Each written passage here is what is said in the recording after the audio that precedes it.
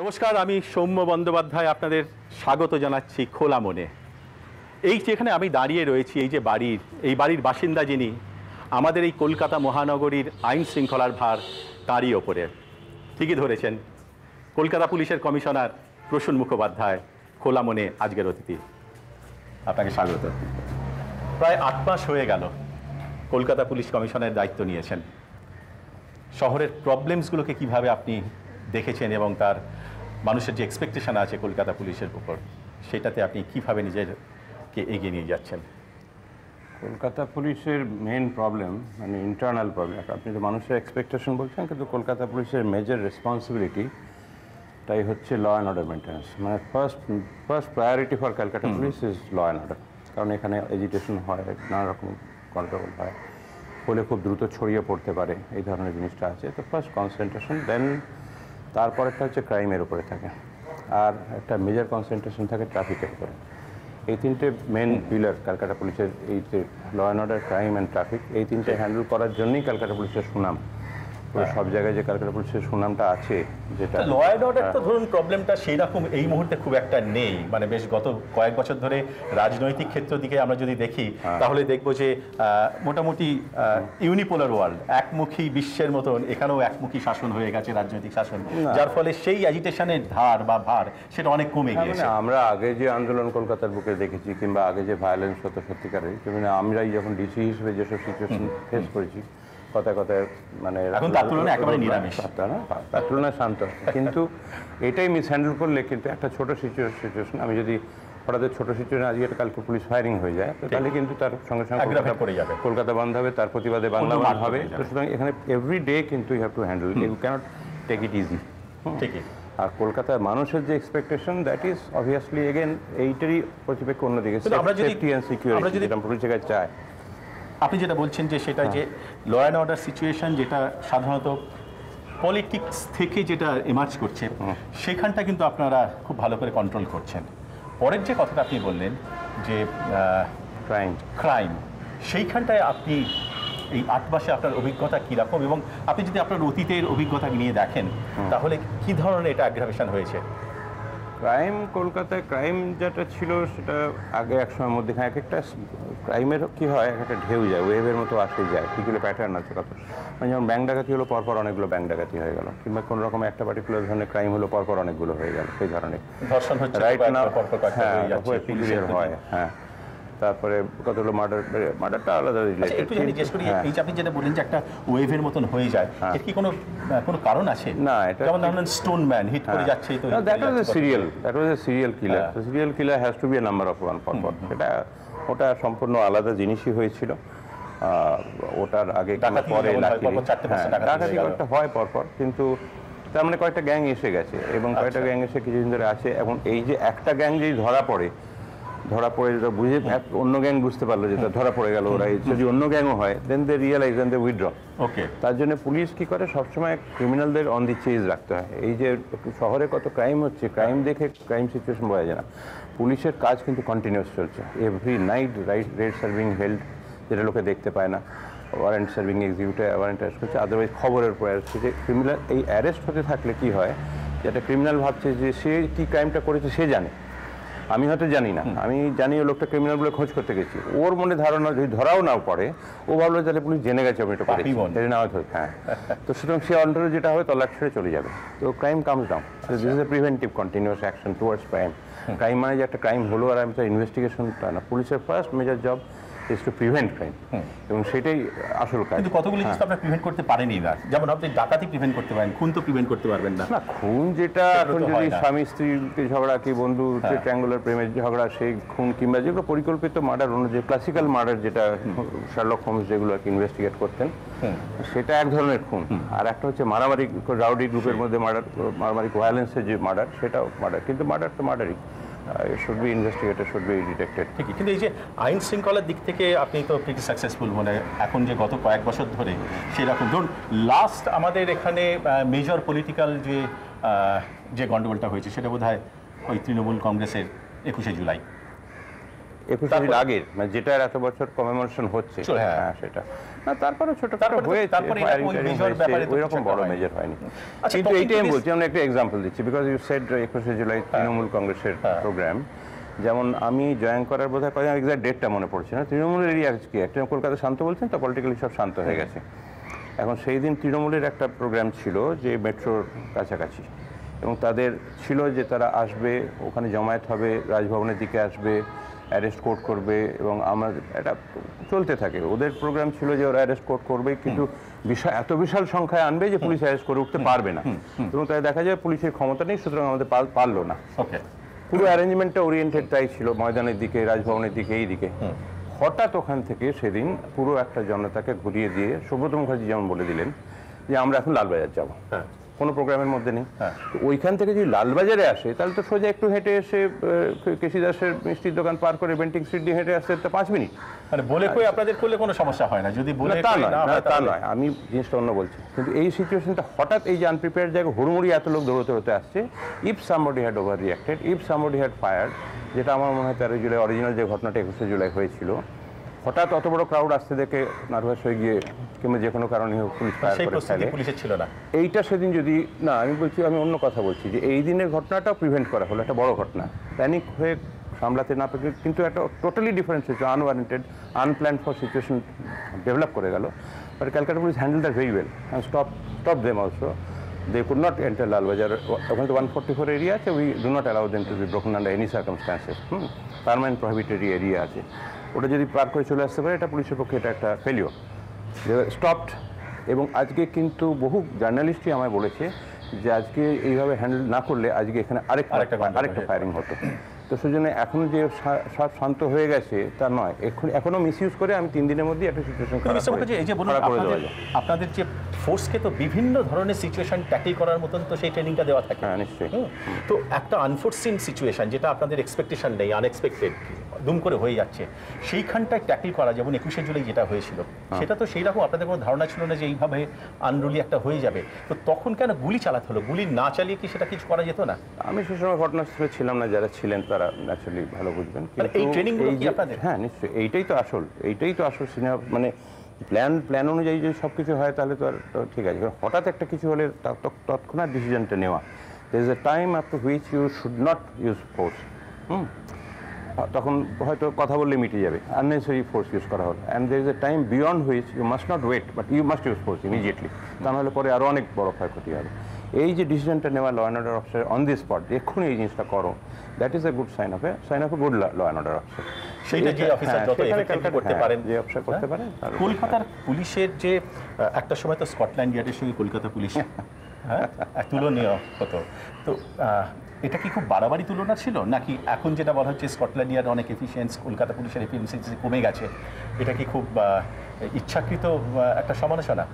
না, এটা একটা কলকাতার লোকের দুটো জিনিস আমি বলবো, এটা আমি খুব অফট রিপিটেড, মানে মোস্ট ফ্রিকোয়েন্টলি আস্ক কোয়েশ্চেন। আচ্ছা, আচ্ছা, কি যে কলকাতা পুলিশ একসময় স্কটল্যান্ড ইয়ার্ডের মতো ছিল, এখনো স্ট্যান্ডার্ড নেমে গেছে।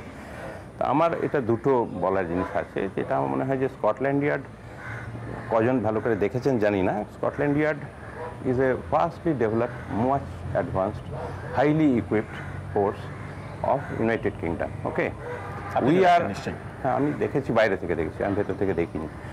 আমি লন্ডনে গেছি, আমি একবারই যাওয়ার সুযোগ, আমি আমাদের চিফ মিনিস্টার জ্যোতি বসু ওনার সিকিউরিটি অফিসার হিসেবে গিয়েছিলাম একটা ডিউটিতে, কিন্তু রাস্তাঘাটে পুলিশিং দেখেছি। তো ওদের যে একটা পুলিশ স্টেশন, ওকে একটা পুলিশ স্টেশন আমাদের যে কোনো বিউটিফুল একটা বিল্ডিংয়ের সমান, দ্যাটস এ পুলিশ স্টেশন। হ্যাঁ, তো একটা পুলিশ স্টেশনের যে ফেসিলিটি, সেটা তো এখানকার পুলিশ স্টেশনের কম্প্যারিজন করা যায় না।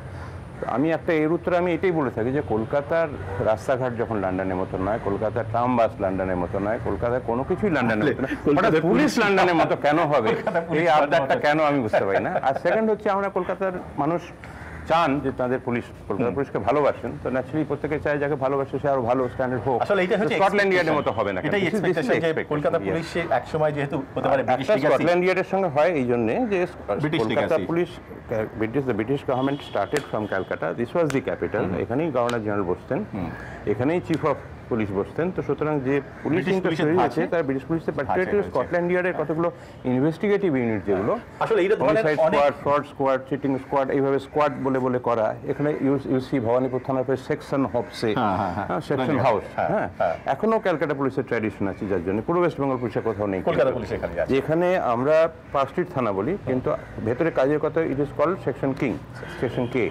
এখন সেকশন কতটা প্রত্যেকটা থানার একটা করে আলাদা নাম আছে, সেই নামে ডাকা হয়। এরকম ধরনের অনেক প্রশ্ন আছে আমাদেরকে, আমরা চলতে চলতে কথা বলতে বলতে সেগুলোর উত্তর জানতে চেষ্টা করবো। এই যে 8 মাস আপনি অতিবাহিত করলেন, আপনার কেটে গেল as a commissioner of police of Calcutta, কোন দিকটা আপনি বেশি নজর দেওয়ার চেষ্টা করছেন?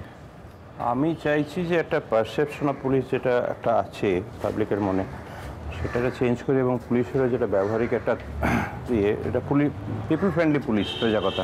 হ্যাঁ, ক্যালকাটা পুলিশের এবিলিটি এবং কোয়ালিটি সম্বন্ধে আমার নিজের পার্সোনাল কোনো সন্দেহ নেই। Very able force, very good force. Somehow একটা ইমেজ মানুষের মনে তৈরি হয়েছে ইমেজটার কথা বলছেন, লোকের থেকে অনেকটা দূরে। I want the police to come closer. এবং যেহেতু থানাগুলো সবচেয়ে অ্যাকচুয়ালি থানার ইমপ্রুভমেন্ট, পুলিশ স্টেশনের যে পুলিশিংটা, যেখানে পাবলিক যেটা আসল যেটা দরকার প্রয়োজন, বাকি ছোটো যেগুলো হলো ভালো কথা, কিন্তু আসল তো সিকিউরিটি অ্যান্ড সেফটি, লোকের যে পুলিশের মেন কাজটা, সেখানে যেখানটা থানায় যায় তখন যে রিসেপশনটা পায় অনেক সময় ভালো লাগে না।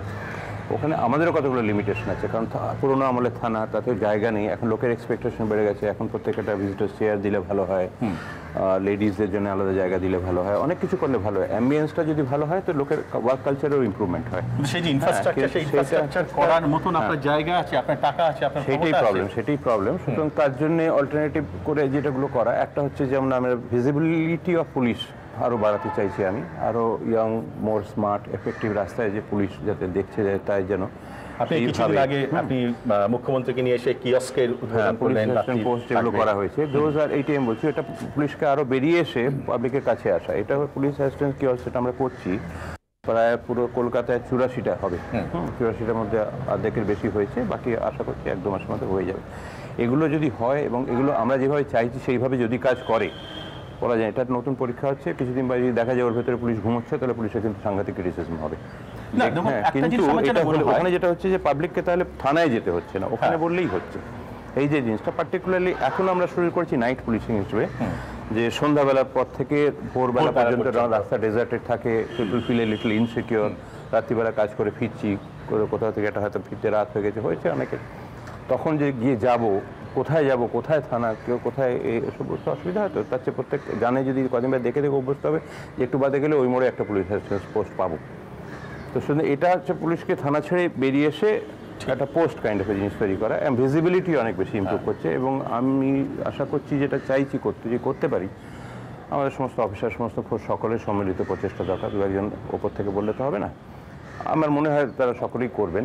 যদি এটা করতে পারা যায়, then this will itself result in a tremendous development. কিন্তু এটা তো একটা খুব স্বীকৃত সত্য যে আমাদের দেশে, আপনি যেটা বললেন যে police is a people friendly force, সেই হিসেবে তো পুলিশকে গড়ে তোলা হয়নি এবং পুলিশের ভাবমূর্তিটাও সেভাবে তৈরি করা হয়নি। আমাদের বাড়ির ছোট ছোট বাচ্চাদের যদি ঘুম পাড়াতে হয়, যদি খাওয়াতে হয়, তাহলে এই পুলিশ আসবে, ধরে নিয়ে যাবে। মানে police has become a Juju to everybody. পুলিশকে সেইভাবে ব্যবহার করা হয়েছে।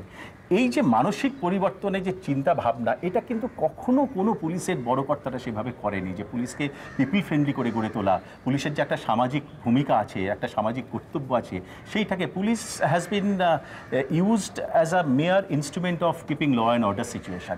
যদি আমরা এক কথা বলতে থাকি যে কবে ব্রিটিশ তো 1947-এ চলে গেছে, 2005, এখনো আর ব্রিটিশের কথা বলে কি লাভ? আমরাই তো চালাচ্ছি এত বছর, আমাদের দেশের লোকেরাই তো চালাচ্ছে। সুতরাং আস্তে আস্তে চেঞ্জ হচ্ছে। না, এটা আমি এসে শুরু করলাম, আমার আগে কেউ করেনি, এটা সম্পূর্ণ ভুল দিয়ে ধারণা। এবং আমার আগে অনেক ভালো ভালো অফিসার কাজ করে গেছেন। আমার প্রায়োরিটি এইটা, কারণ I find Calcutta police is a good organisation. আমাদের কাছে যা আছে সেটাও কম নয়, যথেষ্ট আছে, এবং সেইটাকে ইউজ করে করা 1 নম্বর, ফোর্সের মধ্যে কনফিডেন্স বিল্ড আপ করা। আর একটা এটা ঠিক যে পুলিশ একটু আস্তে আস্তে জনসাধারণ থেকে সরে আসছে। সেটার কারণটা কি ছিল? কেন সেটা সরে আসছিল? এটার কারণ কি? না সেটা সরে আসছিল না। এখন আমি তো 8 মাস হয়েছি, এখনই যে কি সবাই একবার ভালো হয়ে গেছে, এটা বলা ঠিক না। অনুষ্ঠানটা কিন্তু খোলা মনে। হ্যাঁ, আমি খোলা মনে বলছি।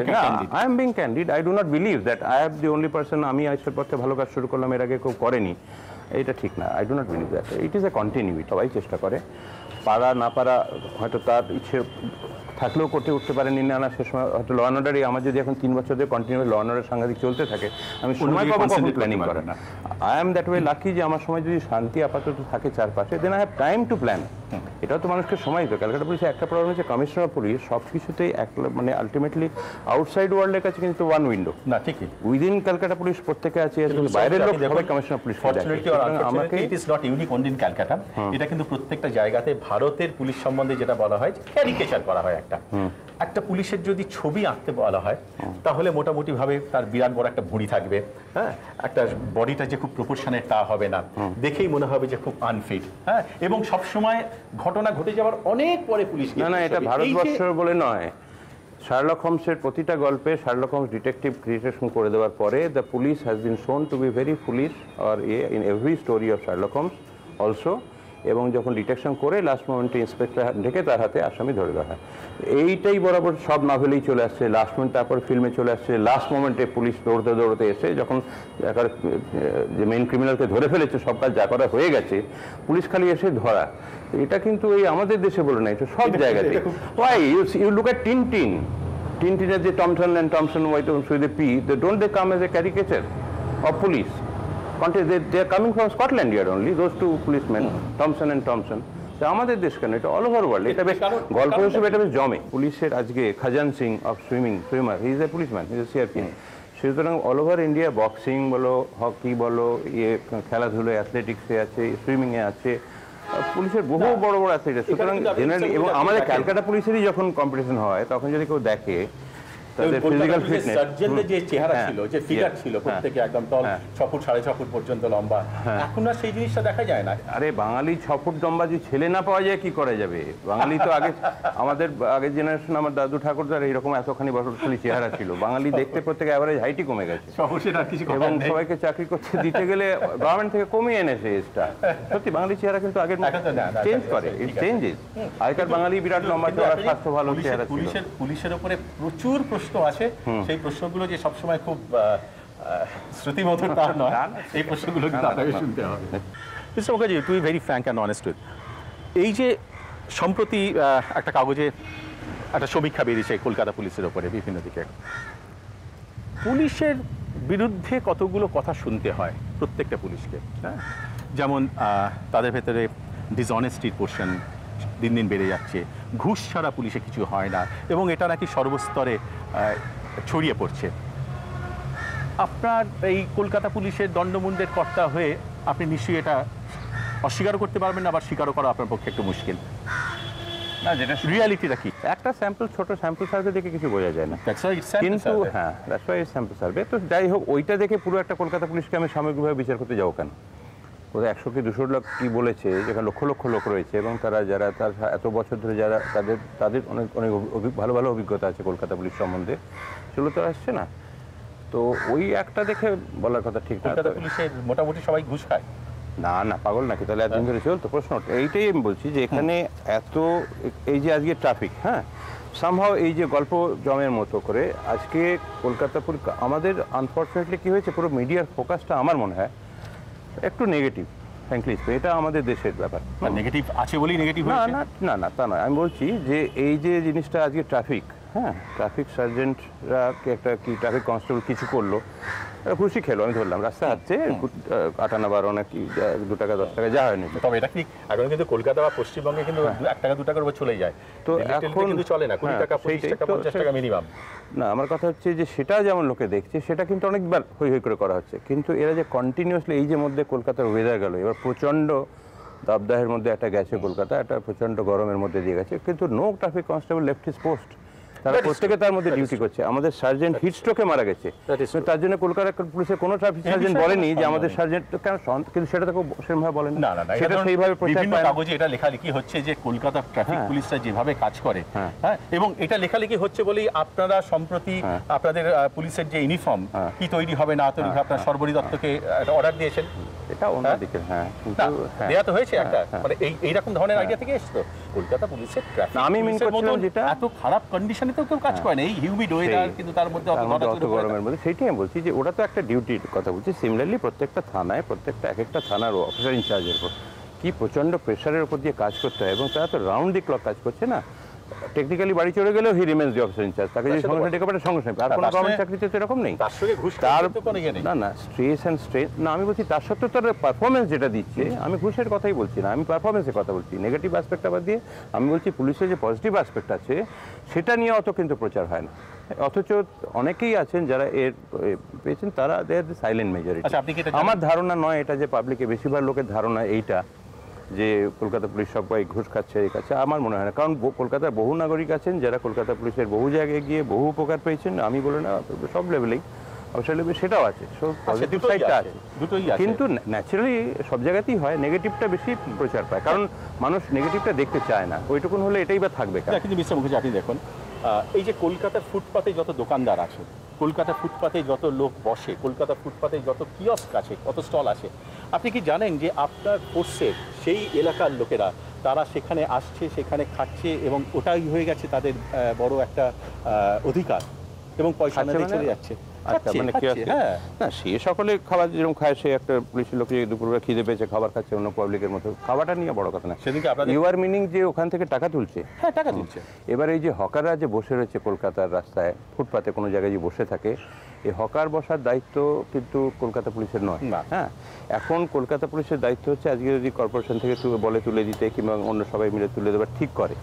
এখানে তো হবার তোলবার জন্য স্পেশাল অপারেশন সানশাইন করতে হয়েছিল একসময়। কেন করতে হয়েছিল? হকার তো বসার কথা না, আলাদা করে করতে হয়েছে কেন? তার মানে রিয়ালিটি অন্য কিছু। এতগুলো লোক, সোজা কথা, ওরা বলছে যে ওরা এতগুলো লোকের চাকরি করে খাচ্ছে, তো কিছু আর্ন করছে, তো there are various factors at work, social factors at work. Just আমি পুরো হকার তুলে দিয়ে পরিষ্কার করে দিলাম, রাস্তায় হয়ে গেল, তারপর কদিন ধরে সবাই মিলে ছিনতাই করতে শুরু করলো বলে তোলা যাচ্ছে না বলেই। সো যখন রয়েইছে, তো some people might feel the might as well, yes. যে আমাদের হিন্দিতে একটা পার্টনার ছেলে বলে বহতা গঙ্গা মে পানি হাত ধোলে না, মানে জল বই যাচ্ছে, আমি হাত বাড়িয়ে একটু হাতটা ধুয়ে নি, কি ক্ষতি আছে? বহতা গঙ্গা মে হাত ধোলে আছে, যখন আমি বলি আর না বলি থাকবে। এগুলো কি কিছু করা যাবে না? এই যে হপ্তা নেওয়া, আমি না না না না আমি বলছি ওই হকার, বলছি আমি বলি না বলি যখন থাকবেই থাকবে। আর সে যদি আমাকে আমার একটা কনস্টেবল হিসেবে মনে হয় যে মাসে যদি 10 টাকা করে দেয়, তো ঠিক আছে, আমি না নিলেও থাকবে, নিলেও থাকবে, তো নিয়েই নি। পুলিশ কমিশনার প্রসূন মুখোপাধ্যায়কে তো পেয়েছি আমরা খোলা মনে, কিন্তু তার থেকে আরও বড় পাওনা বোনাসের মতন শ্রীমতী মুখোপাধ্যায়, শ্রীমতী সুতপা মুখোপাধ্যায়, আপনাকে স্বাগত। আপনারও সাবজেক্ট ছিল অঙ্ক, প্রসূনবাবুরও সাবজেক্ট ছিল অঙ্ক। এই অঙ্কটাই কি কমনালিটি, মনের মিল হওয়ার ব্যাপারে? ঠিক তাই নয়, মনের মিলের ব্যাপারে অঙ্ক ঠিক ছিল না, সেটা লেটার অন জানতে পারা গেল যে সাবজেক্টটা সেম। এটা জাস্ট এ কোইন্সিডেন্ট। একেবারে পুরোপুরি না, বাট আমার সঙ্গে প্রথম দেখা হয়েছিল, C was studying mathematics honours in Scottish church college. আমি তখন চাকরিতে জাস্ট ঢুকছি আর কি, জাস্ট চাকরিতে ঢুকেছি সেই সময়টা। কোথায় দেখা? আমার দাদার শালি আর কি, আমার দাদার শ্বশুর বাড়িতেই দেখা। অরিজিনালি পার্টনার ঠাকুর দাদা পাটনায় গিয়েছিলেন। আমাদের অরিজিনাল হচ্ছে বেহালার কাছে বরিশায়, ওখানে আমাদের অরিজিনাল বাড়ি। এবং মানে আমার ঠাকুর দাদা এখান থেকে অল ইন্ডিয়া ট্রান্সফারেবল জব ছিল, মানে টেলিগ্রাফ অফিসার ছিলেন। মানে আপনি ঘটি? হ্যাঁ, ঘটি। হ্যাঁ, মোহনবাগান তো জানি। আপনি? আমি ইস্ট বেঙ্গল। মানে ঘটি ইস্ট বেঙ্গল নিশ্চয়ই নয়, মানে বাঙাল ইস্ট বেঙ্গল।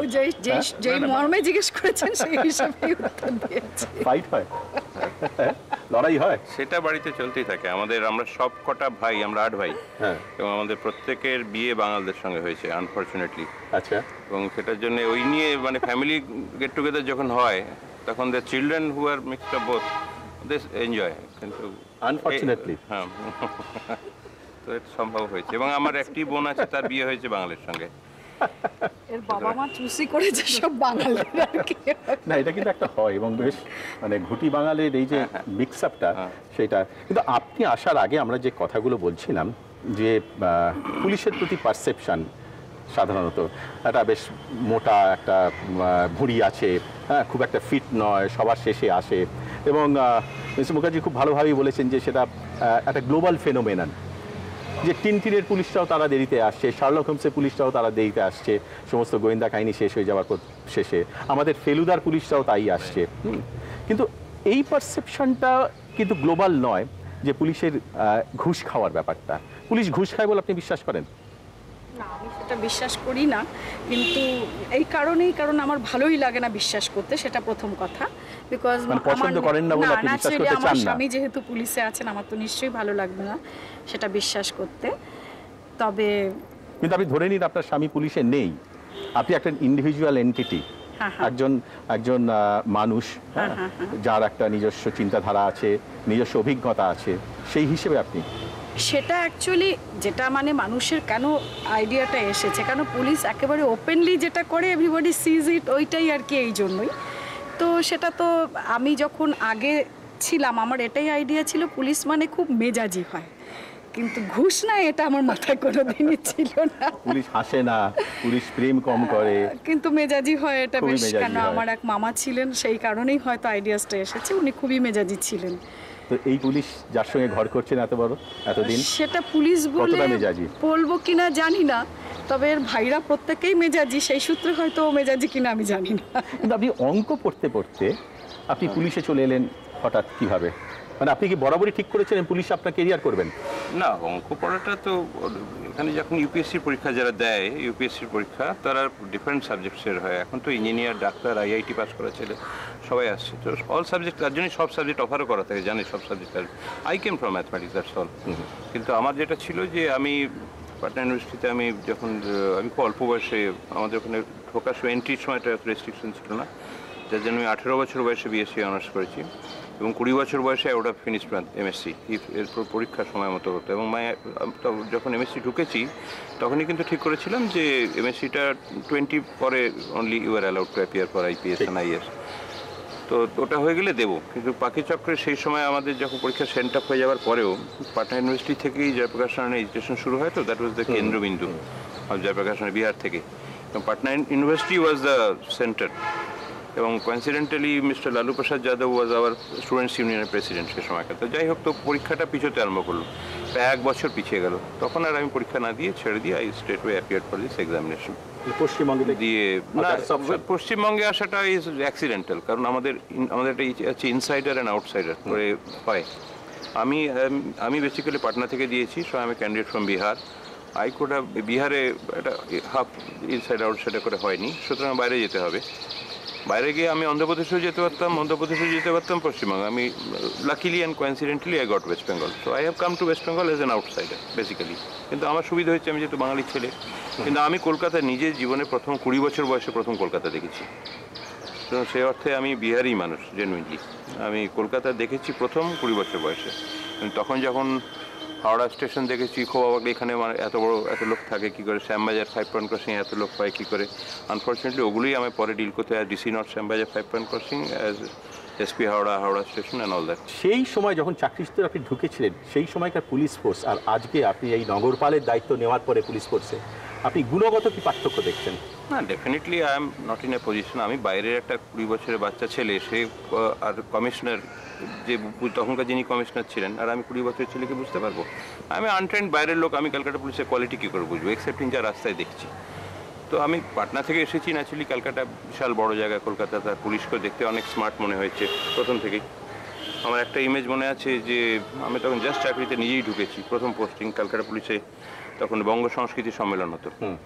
বঙ্গ সংস্কৃতির লাইনে দাঁড়িয়ে টিকিট কেটে আর কি এর সঙ্গে ঢুকছি, তখন একটা বিরাট বড় গাড়ি এসে দাঁড়ালো, ডিসি হেডকোয়ার্টার নামলেন, ঢুকলেন, সবাই স্যালুট করলো। আমার চেহারাটা বিকাশ করি বসেছিলেন ডিসি হেডকোয়ার্টার। আমরা ভিড়ের মধ্যে দাঁড়িয়ে দেখছি ওনাকে, দেখে খুব স্মার্ট, খুব সুন্দর লেগেছিল সেই বয়সে। তো এই একটা ইমেজ, এইগুলো কতগুলো অন্যান্য অফিসার দেখে পরে চাকরিতে এসে তার সঙ্গে চাকরি করেছি, কিন্তু আগে বাইরে থেকে দেখেছি, বাইরে থেকে ইমেজ, কিন্তু সেটা একটা ইমেজ। আর এখন যেটা দিস ইজ নলেজ। এই ইমেজ আর নলেজ আপনার ক্ষেত্রে কীরকম? আপনি কীভাবে পুলিশকে দেখেছেন এবং এখন কীভাবে পুলিশকে দেখছেন? গুণগত মান আমি বলছি, যে কোয়ালিটেটিভ ডিফারেন্সে কিছু আপনি কিছু দেখছেন কিনা? পুলিশ সম্বন্ধে খুব একটা এক্সপিরিয়েন্স হয়েছে বিয়ের আগে ঠিক তা নয়, যতটা হয়েছে সবটাই বিয়ের পরে। আমি যেটা দেখেছি, যেটা আপনি বললেন একটু আগে যে পুলিশ পৌঁছয় না টাইম মতন, আমি কিন্তু যেটা আমার হাজব্যান্ডের ক্ষেত্রে দেখেছি যে একেবারেই উল্টো। 15 বছর 20 বছর আগে কলকাতার পুলিশ ফোর্স বা ফর দ্যাট ম্যাটার ওয়েস্ট বেঙ্গলের পুলিশ ফোর্স কি এতখানি পলিটিসাইজ ছিল, বা তাদের উপরে পলিটিক্যাল প্রেশার কি এতখানি ছিল? তারা কি অনেক বেশি ইন্ডিপেন্ডেন্টলি কাজ করতে পারতেন দ্যান অফ টুডে? এগুলো কি আর ও বলতে সেগুলো পারবে? তো অত মানে এটা তো পেপার আমরা পড়ে যা পুলিশের জেনেছি আর কি, আমার তো ঠিক ওই ধরনের, আর ও তো ডিস্ট্রিক্টে যখন ছিল তখন পর্যন্ত তো সেইভাবে আমিও বুঝিনি, ও হয়তো অতটা বোঝেনি, তবে এখানে তো অনেক দিনই আছি, পলিটিক্স তো সব আপনার- লেভেলেই আছি। আপনি বলুন।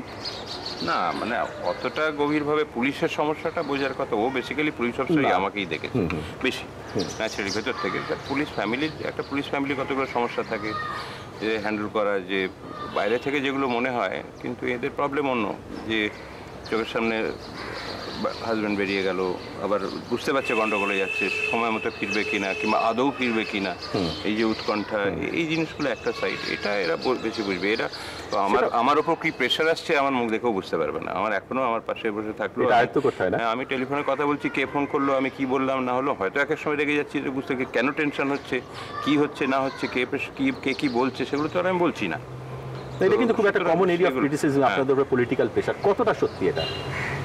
পলিটিক্যাল প্রেশার আর চারদিকে একটা পলিটিক্যাল অ্যাম্বিয়েন্সের মধ্যে, ডেমোক্রেটিক সিস্টেমের মধ্যে হচ্ছে পলিটিক্যাল পার্টির চারদিকে হচ্ছে পলিটিক্যাল প্রেশার থাকবেই, পলিটিক্যাল প্রেশার থাকবেই, এক্সপেক্টেড। না থাকাটা যদি একমাত্র অটোক্রেসি হয় কিংবা ডিক্টেটরশিপ হয় তো পলিটিক্যাল প্রেশার পলিটিক্যাল পার্টি নেই তো প্রেশারও থাকবে না। প্রেশারের মধ্যে কাজ করাটা, প্রেশারের মধ্যে কিন্তু আমাদের কত প্রেশারটা percent? কন্টিনিউয়াসলি প্রেশার হয়, but you have to handle it according to law. সবসময় কি আপনারা ইল্ড করেন? না না, কে কেন ইট করতে যাব? এবং আমাদের we are very lucky, frankly speaking, যে ইন্ডিয়ান পার্সপেক্টিভে দেখতে গেলে we are very lucky in West Bengal, যে এখানে একটা পরিবেশ বহুদিন ধরে রয়েছে, যে এখানে মানে কম্প্যারেটিভলি স্পিকিং ওয়েস্ট বেঙ্গলের political pressure is nothing. Right. 100% জানি, মানে আমাদের ইটস রিয়ালিটি, যে আজকে আপনারা আমাকে বলতে হবে কেন, আপনারা বাইরে অন্যান্য স্টেটের আপনি দেখুন কারা আছে না, কিভাবে হ্যান্ডেলিং হয়, আর এখানে একটা কিভাবে। ডিফারেন্স হচ্ছে যে ওখানে কোনো একটা দল এত দীর্ঘদিন ধরে শাসন করে না বলে বিভিন্ন পলিটিক্যাল পার্টি তাদের নানান ধরনের পুলস এন্ড প্রেশার রয়েছে, হ্যাঁ, সেটা- কিন্তু এখানে তো গত প্রায় 30 বছর ধরে একটাই So they রাজনৈতিক have দল। also become very mature, and I do not think they require, their politically so mature, এখানকার political leadership is so mature, যে তাদের আমার মনে হয় পুলিশের সাহায্য নিয়ে সবসময় সব কিছু করতে হবে এটা প্রয়োজন লাগে না। তাদের পলিটিক্যাল বেস অনেক ভালো, এবং অন্যান্য জায়গায় যেখানে কথায় কথায় এসপিকে ট্রান্সফার করছে, কথায় রাত্রি 12টার সময় ট্রান্সফার করে দিচ্ছে, একটা এমএলএ দাঁড়িয়ে এসপিকে ট্রান্সফার করতে, আমাদের এখানে কিন্তু তা হয় না। হ্যাঁ, হয়তো এখনো পর্যন্ত সেই ইয়েটা আসেনি, কিন্তু কিছুটা আছে, সেটা তো আপনার কথাতে বোঝা গেল, আমরা বুঝতে পারলাম। আমরা এটা নিয়ে একটু পরে আবার আলোচনা করি। আপনি কি মনে করেন না যে পুলিশ অফিসারদের স্ত্রীদের একটা বড় ভূমিকা রয়েছে, এবং সেই ভূমিকাটা আপনারা কিভাবে পালন করেন? পুলিশের স্ত্রীদের ভীষণ বড় একটি ভূমিকা থাকে, কারণ তারা প্রচণ্ডই ব্যস্ত, তাদের ফ্যামিলি দেখার কোনোই সময় থাকে না। সে মতো ক্ষেত্রে একটি স্ত্রীকে সমস্ত রকম যদি দেখে এবং খুব ভালো সাকসেসফুলি দেখতে পারে, তাহলে সেও খুব কমফোর্টেবল ফিল করে, সে তার কাজে মন দিতে পারে এবং অনেক ভালো কাজ করতে পারে। তো এইরকম তো আপনাদের একটা অ্যাসোসিয়েশন তো রয়েছে। হ্যাঁ, আমাদের একটি সমিতি আছে, আমি তার প্রেসিডেন্ট। সেই সমিতি আমাদের কাজই হচ্ছে লোয়ার লেভেলে যে সমস্ত কোনো মায়ের প্রবলেম, তার ছেলের প্রবলেম, তার মেয়ের প্রবলেম, তাদের মেডিকেল হেল্প, তাদের যদি ইমোশনাল হেল্প বা সাইকোলজিক্যাল হেল্প, আমাদের ওরকম একটা অর্গানাইজেশন আছে, আমরা সেটা ওদের দেখাশোনা করে থাকি। আর একটা ট্রেন্ড দেখা যাচ্ছে, খুব রিসেন্টলি আপনার সময় থেকে বোধহয় শুরু হয়েছে, যে পুলিশ মানুষের অনেক কাছে আসার চেষ্টা করে গেছে, এবং বিভিন্নভাবে এমন ধরনের অ্যাক্টিভিটিস করছে যেগুলো পুলিশ পাড়ায় পাড়ায় পৌঁছে যাচ্ছে। ধরুন ফুটবল টুর্নামেন্ট আপনারা করেছেন, এই কনসেপ্টটা কবে থেকে কিভাবে হলো? এটা আমি যেটা বললাম প্রথমে, যে আমি বাকি otherwise I find Calcutta police quite professional, কিন্তু এই একটা সাইড ল্যাকিং, পাবলিক কন্ট্যাক্ট। তো এবং আমি নিজে পার্সোনালি বহু লোকের সঙ্গে যাই, আড্ডা মারি, আমার বহু সাধারণ বাইরে পুলিশের বাইরে অনেক বন্ধু আছে। আমি এই জিনিসটা বিশ্বাস করি যে সব পুলিশের লোকের কাছ থেকে উইথড্রন না হয়ে গিয়ে বরং বেরিয়ে গিয়ে লোকের সঙ্গে অনেক লোকের সঙ্গে মেশা উচিত, এবং সব ধরনের। আমি যেমন I feel very much at ease at Taj Bengal also, but I feel totally at ease in a basti also. আমার অনেক বন্ধু যারা স্কুলে কলেজে একসঙ্গে পড়েছে, তারা এখন খুব সাধারণ জায়গায় আছে, আমি অবলীলাক্রমে সেখানে মিশতে পারি। তো এইটা কিন্তু সকলেরই হওয়া উচিত। তো এনিওয়ে, এটা করতে গিয়ে যে ফুটবল খেলাটা, তো এবারে যেমন প্রায় ক্যালকাটা পুলিশের পার্টিসিপেশন, পুলিশ অর্গানাইজ করায় প্রায় 500-র মতো পাড়ার টিম খেলছে কন্টিনিউয়াসলি, এবং এবছর যেটা হয়েছে যে, এবং ওটা উৎসাহ, এটা এখন পাবলিসিটি পাচ্ছে, রেডিওয়ে পাচ্ছে, টিভিতে ESPN-এ দেখানো হচ্ছে রোজ রাত্রে, একটা স্টেজে পরে ESPN বলেছে যে 5টা সেরা ছেলেকে, তারা হয়তো বস্তির ছেলেই হবে, তারা লন্ডনে নিয়ে যাবে। তো এই যে পুলিশের দিক দিয়ে এইটা হলে 5টা ছেলে সত্যি কলকাতার 5টা বস্তির ছেলে লন্ডনে লিভারপুলের টিম গ্রাউন্ড দেখতে গেছে, এটা একটা দিক আছে। তেমনি অন্যভাবে যদি দেখা যায় যে এতে পুলিশের ক্রিটিসিজমটাও হয়তো কমবে। না না, ক্রিটিসিজম ওটা নেগেটিভ অ্যাসপেক্ট আমি সবসময় তো চিন্তা করি না। আই থিঙ্ক বেসিক্যালি আমি এই থিঙ্ক করতে পারছি আমরা কী করছি। তারপর যেমন রাগবি খেলা, কিছুদিন আগে আমাদের এখানে রাগবি খেলা হলো। কলকাতার যতগুলো স্কুল, বড় বড় সব ধরনের স্কুল, তাদের ছেলেমেয়েরা এবং কলকাতা পুলিশের মাঠে ওরা রাগবি খেলছে, আমরা অর্গানাইজ করে দিয়েছি। আমাদের শুটিং রেঞ্জ আছে, আমাদের পুলিশ শুটিং রেঞ্জে প্রথম বাইরের ছেলেমেয়েরা এসে তাদের শুটিং প্র্যাকটিস করে শুটিং কম্পিটিশন। এটা কিন্তু পুলিশদের প্রথম প্র্যাকটিস করা উচিত। তারপর দাবা, যেভাবে গুলি চলে তো আছেই, মানে এখানে গুলি চলালো 3তলা বাড়ির ছাদের উপরে একটি মেয়ে মারা গেল।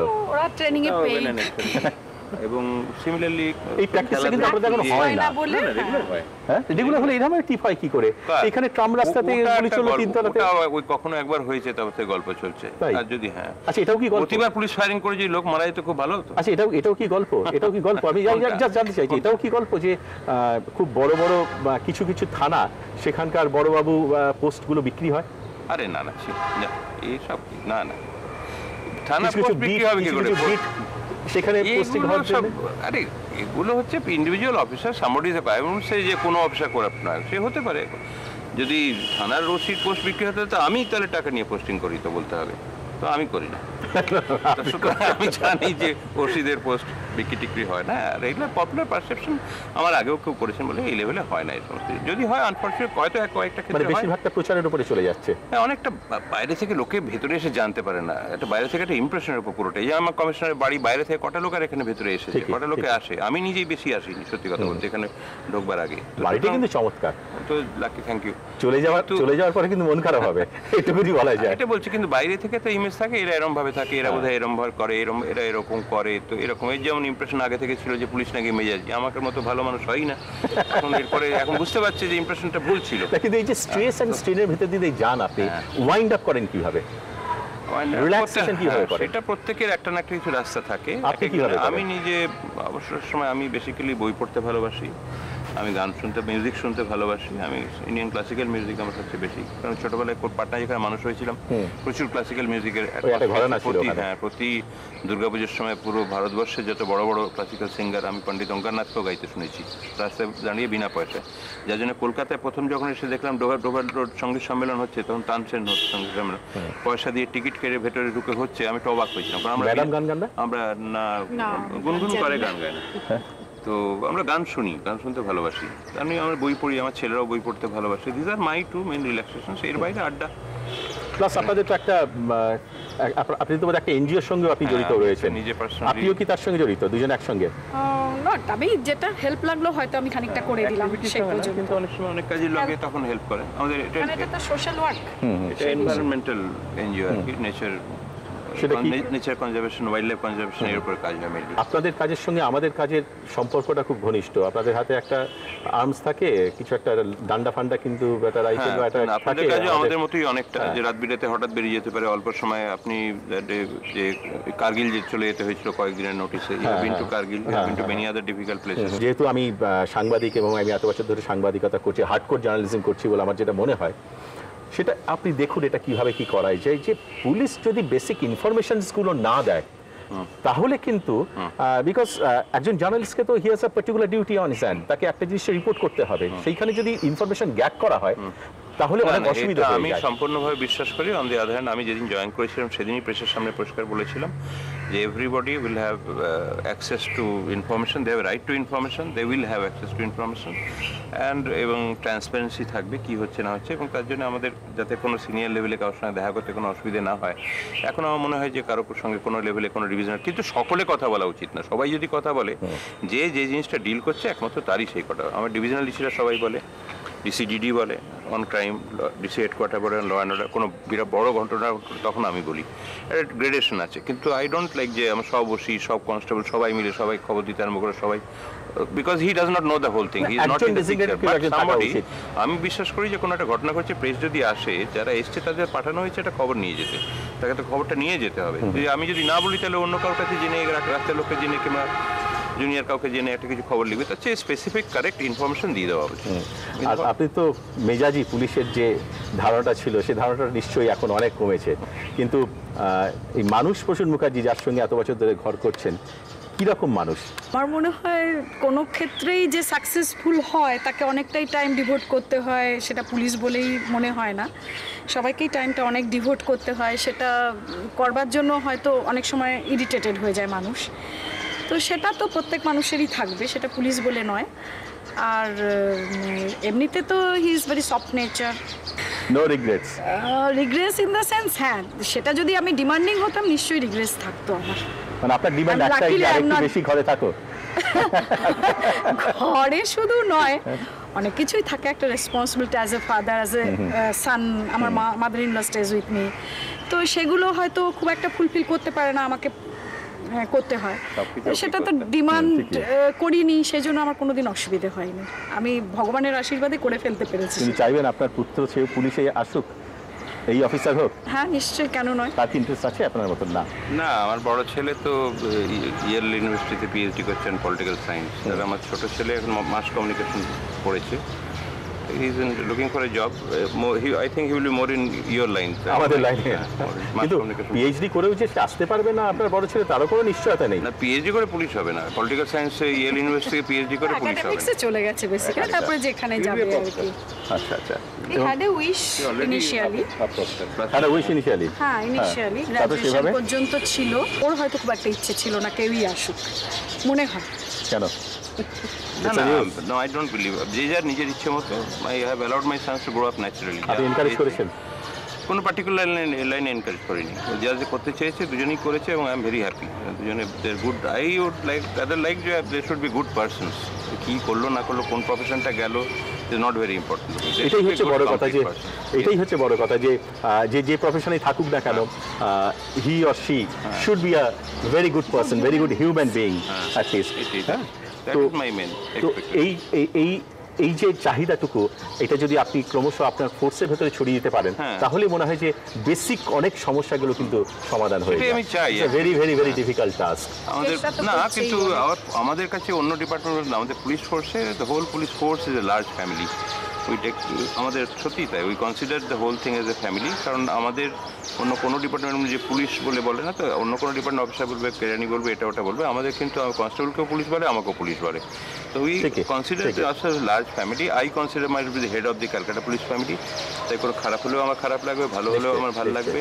তো এই যে জিনিসটা আমি যেভাবে জানি, এরা একদিনে জানে যে আমি কী ধরনের কি চলতে চাই। কিন্তু এটাই হচ্ছে আসল ব্যাপার, যে প্রসূন মুখোপাধ্যায় তিনি কলকাতার নগরপাল হিসেবে এই পুলিশ ফোর্সকে একটা গুড হিউম্যান বিং, প্রত্যেকটা ইন্ডিভিজুয়ালকে গুড হিউম্যান বিং হিসেবে গড়ে তুলতে চান। এটা যদি হয়ে থাকে, এর থেকে ভালো আর কিছু হয় না। Thank you very much. Thank you.